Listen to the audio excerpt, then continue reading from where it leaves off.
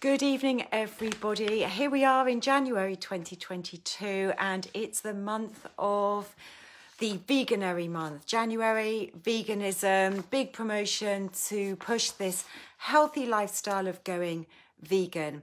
And I want to talk about this tonight because I'm very much aware that whilst there are many aspects to a vegan diet that is healthy, there are certain things that we need to be aware of. So if you're the sort of person who is either gone vegan a while ago, following that diet, or you're giving it a go now, or you're thinking of giving it a go, I'm going to give you my 5 steps that you really need to consider to make sure you really are following a vegan diet in as healthy a way as you possibly can. Now, there are many healthy aspects to being vegan because typically, and one would hope, that you're going to now be eating a really big intake of plant foods. And that should be lots and lots of vegetables with a bit of fruit in there. And so if you've gone vegan, one would hope that's what you're going to be eating more of. But that's not necessarily always the case. But that's the very, very first thing that, that you need to be thinking about. But I looked at some of the statistics, and we know that a lot more people are either full-time vegan or trying to eat more plant-based on certain times of the week. And that's a great thing to be doing. About 1% of the population is fully vegan, and about 4% of the population have been thought to be giving this sort of vegan diet a go this January.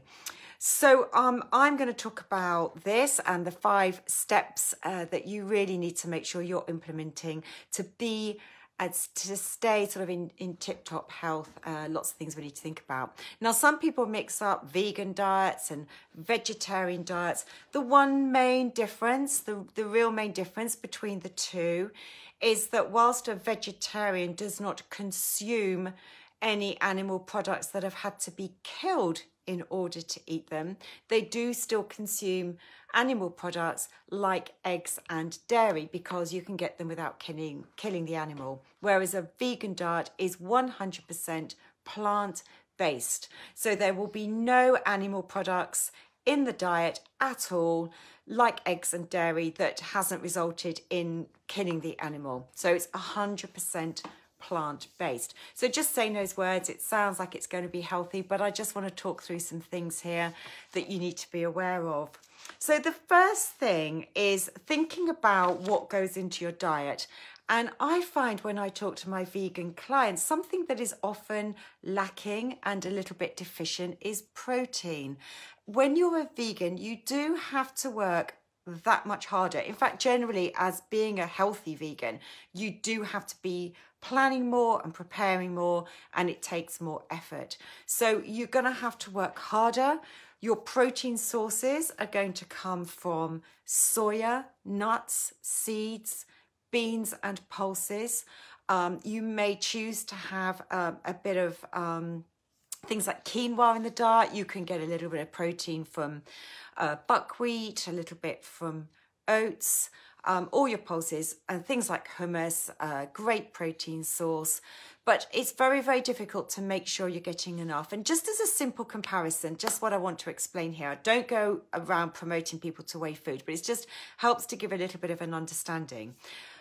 A typical person, very typical, and there's obviously, you know, there's a big range here, but just say a typical person needs to consume about 60 grams of protein for a reasonably sedentary lifestyle. You know, that's for someone who's out and about, a little bit active, going for walks. You may do a yoga session or a gym session.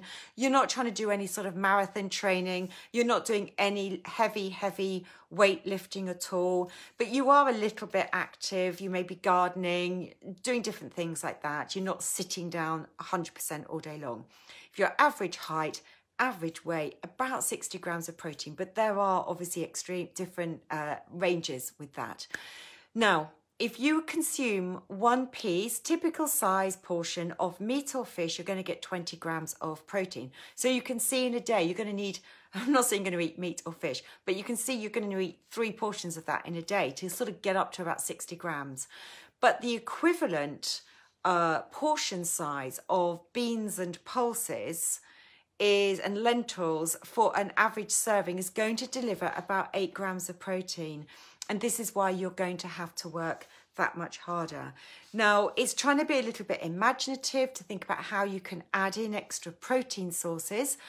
So it may be that you cook with quinoa and use that as your grain. It's not strictly a grain, but use it as your grain whilst you're cooking a lentil dish or something like that.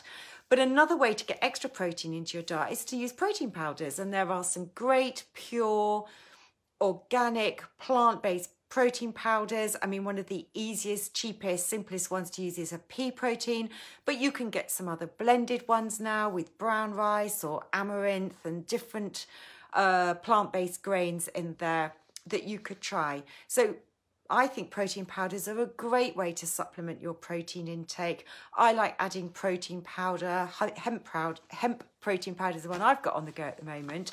Very green, more flavour. And I like to do that and add it to a vegetable lemon detox type smoothie, if you want to call it a smoothie.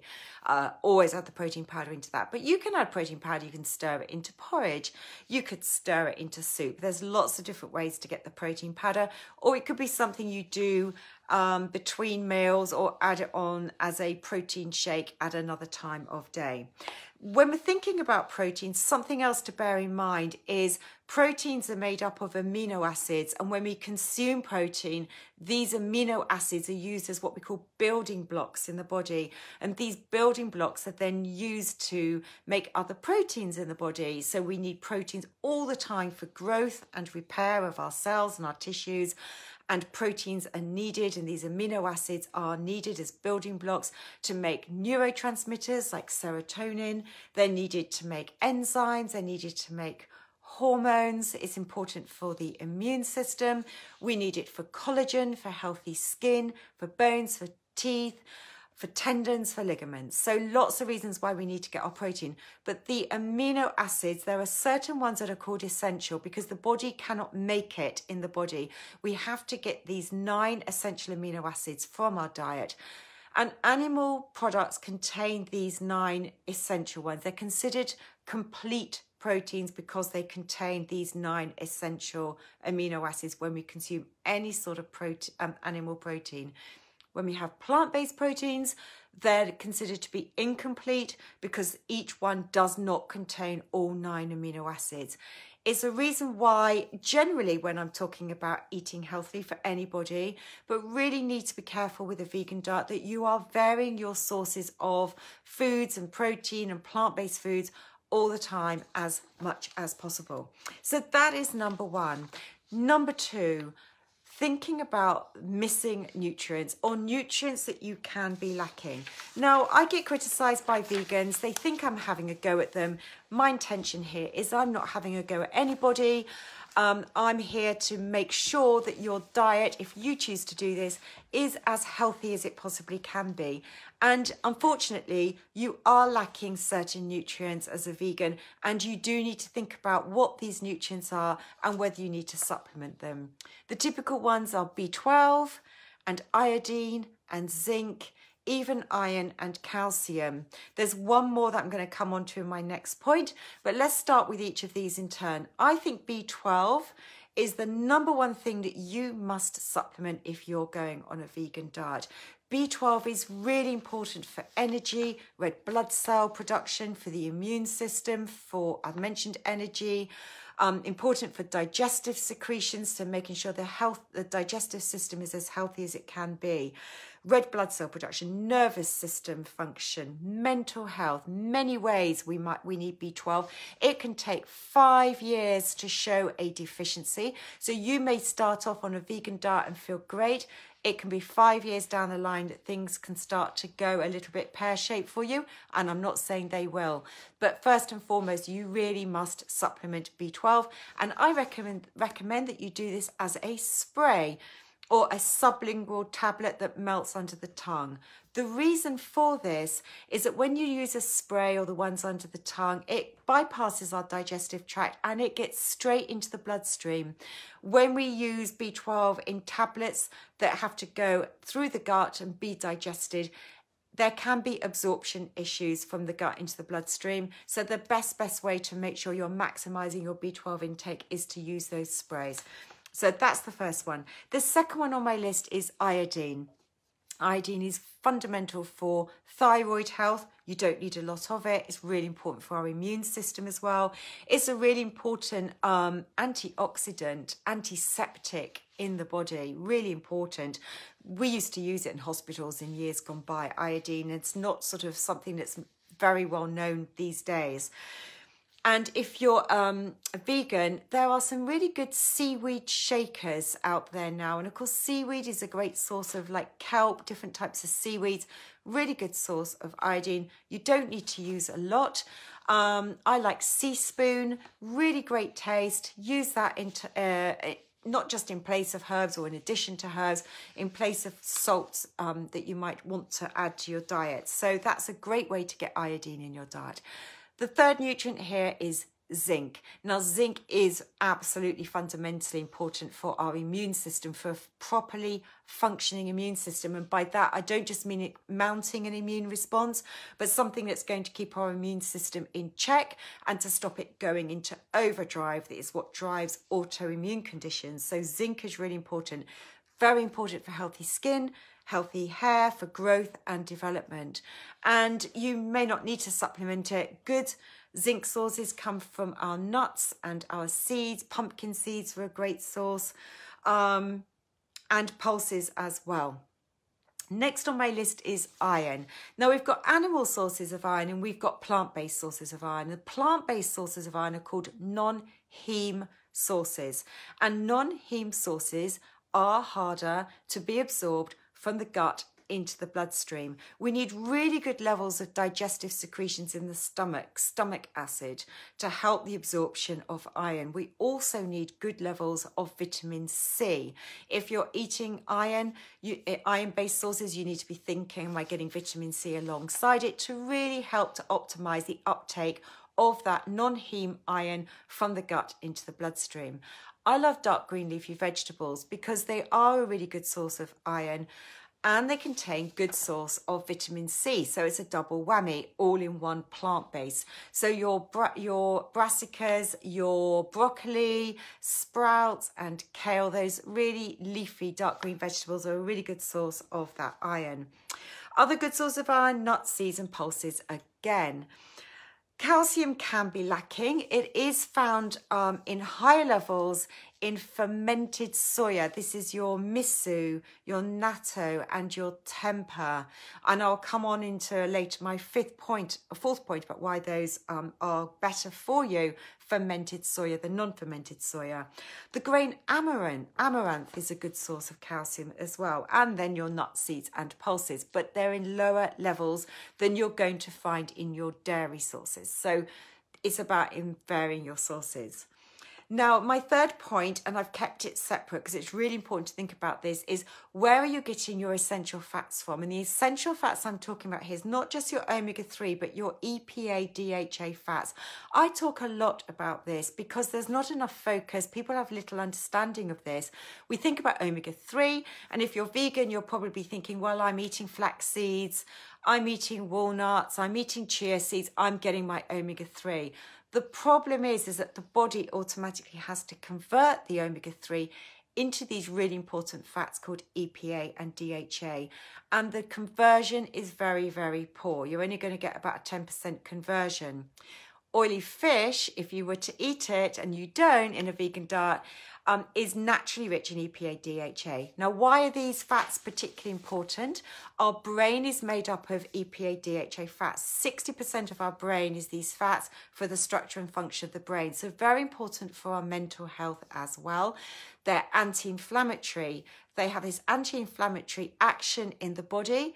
So they will naturally send out these messengers around the body to stop the body being overly inflamed, which is really important because often there's too much of an inflammatory action going on. They are also wrapped around every cell membrane to keep it porous, to allow nutrients in and waste out. And our nerve endings have this fatty layer around them with these fats to help the encouragement and the good nerve impulses to flow.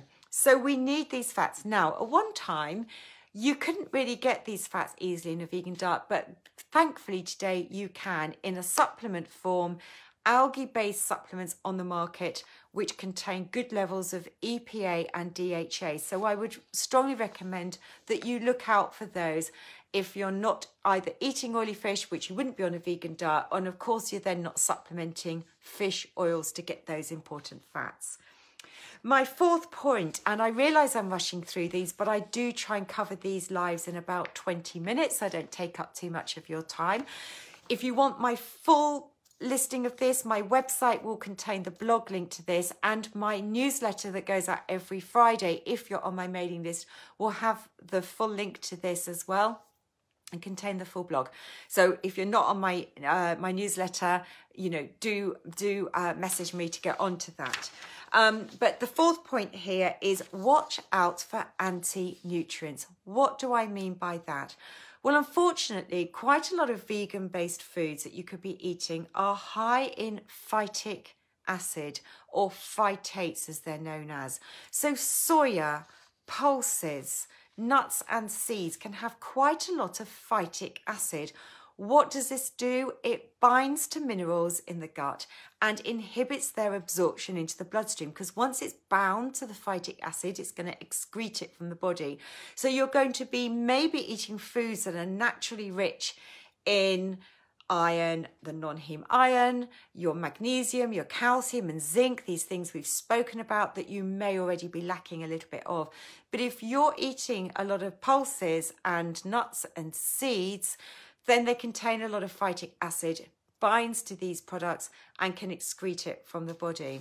So first and foremost, you must rotate your food and your protein sources as much as possible. If you're relying on lots of pulses every single day, that may be hindering your mineral uptake into the bloodstream. Watch out for your soya-based sources. This is where the fermented soya, your natto, your miso and your tempeh is going to be so important, because fermented soya actually reduces the levels of phytic acid. So that's really, really important.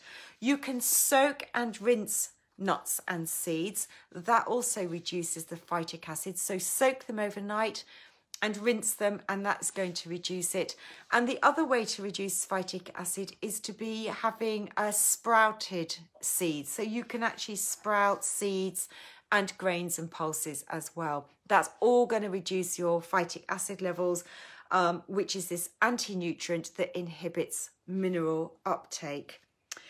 The final point is when we're going vegan, and I understand for all of us, you know, we're time constrained, we want to do things in an easy way.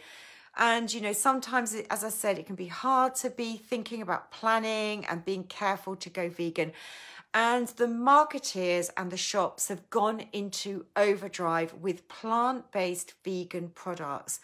Please be careful with what you're buying and check the labels, because they're not all as healthy as they are made out to be. Look at the labels. If you pick up a product, they're going to appear really healthy. They're going to say plant-based on the label. It's going to mention the protein levels possibly. It's going to mention the nuts. It's going to mention pulses, and you're going to think lentils. You're going to think this is really healthy.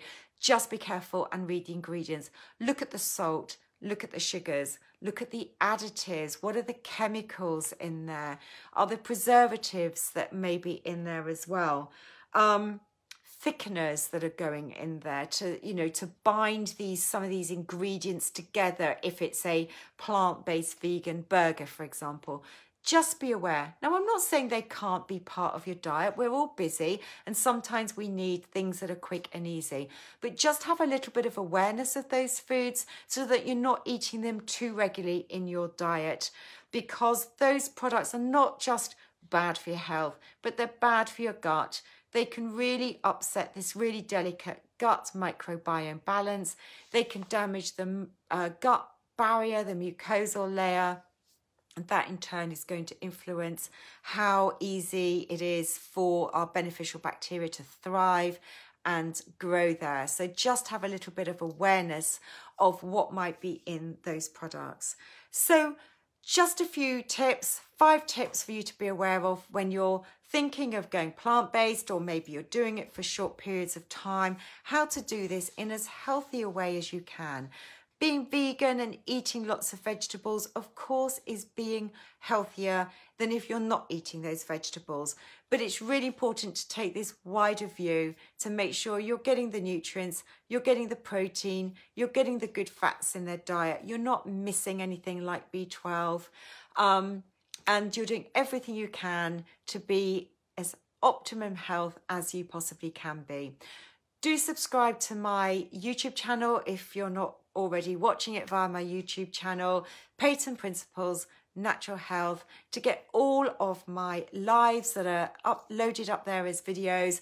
There are, I think, about 100 up there or plus now. So do go and take a look at those, and you'll be advised every time there's a new one that goes into my channel as well if you subscribe. Thanks for watching. Have a great week. Do let me know if there's any other topics you'd like me to talk about. And I'll be back next Tuesday, what's the date? 25th at 6 p.m. Have a great week. Bye.